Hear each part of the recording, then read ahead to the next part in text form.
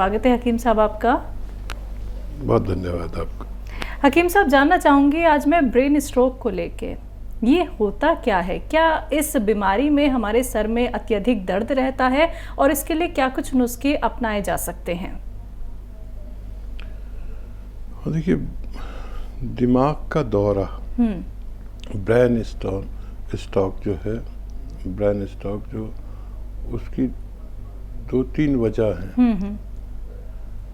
और उसमें सबसे पहले तो समझ लीजिए कि ये जो कोलेस्ट्रॉल है, ये जो खून गाढ़ा हो जाता है और एक ख़राब किस्म की चर्बी हमारे खून में शामिल हो जाती है, जिसे कोलेस्ट्रॉल कहते हैं। और क्योंकि दिमाग एक ऐसा पार्ट है जहाँ से पूरा शरीर कंट्रोल होता है, वो भी बहुत बारीक बारीक, इतनी बारीक नर्व के जो नज़र भी ना आए, यानी नसों से ही भरा हुआ एक दिमाग है, जो नसें ही नसें हैं। और उसको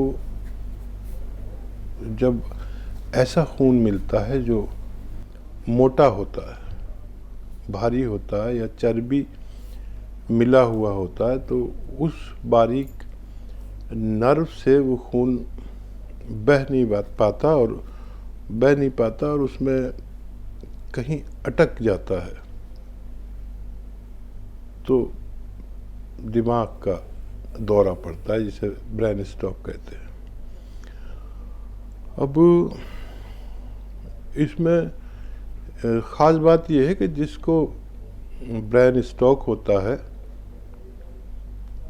उसको कोलेस्ट्रॉल भी होता है।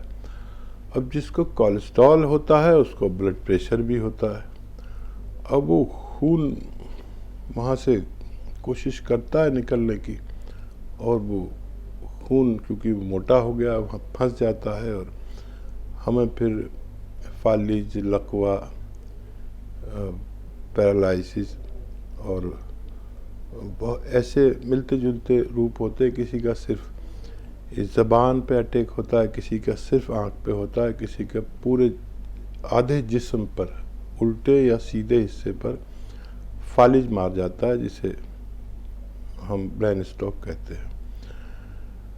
तो हिदायत तो ये है कि मैं अक्सर कहता हूँ कि 40 साल के बाद अपना खून सबका, डॉक्टर का भी और मरीज़ का भी, वैद्य का भी और हकीम का भी, और मुल्ला का भी, पंडित का भी, खून गाढ़ा होना शुरू हो जाता है। अगर आपने अपने खून के गाढ़ेपन की परवाह नहीं की तो कभी भी ये स्ट्रोक आ सकता है। तो ये कुदरती तौर पर है कि सबका खून गाढ़ा होता है। इस उम्र के बाद आप ऐसी ग़िज़ाएँ या दवाएं ज़रूर लिया करें कि जिससे हमारा खून पतला रह सके। जी, तो वो दवाई क्या कुछ हो सकती है हकीम साहब? गोंद या फिर सिरका, कोई ऐसा? देखिए, एक तो जब भी हम खाना बनाएं तो उसमें अदरक, लहसुन और ज़ीरा कसरत से इस्तेमाल करें। कसरत से मतलब ज़्यादा इस्तेमाल करें। ये भी हमारे खून को पतला रखने में मदद करता है। और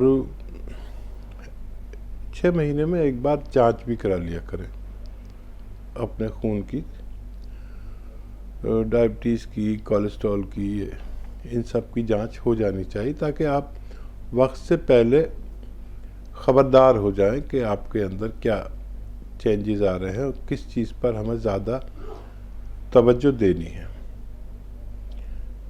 एक ये, दूसरा, खून पतला करने के लिए बहुत सी चीज़ें हैं।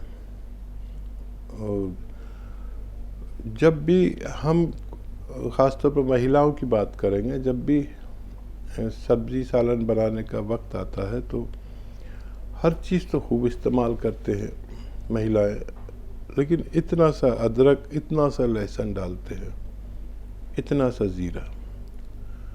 अगर हम अपने खानों में इतना अदरक और इतना लहसुन डाला करें तो हमें ये बीमारी नहीं हो, और खूब धनिया भी डाला करें, जीरा भी ज़्यादा डाला करें। एक तो ये एहतियात है।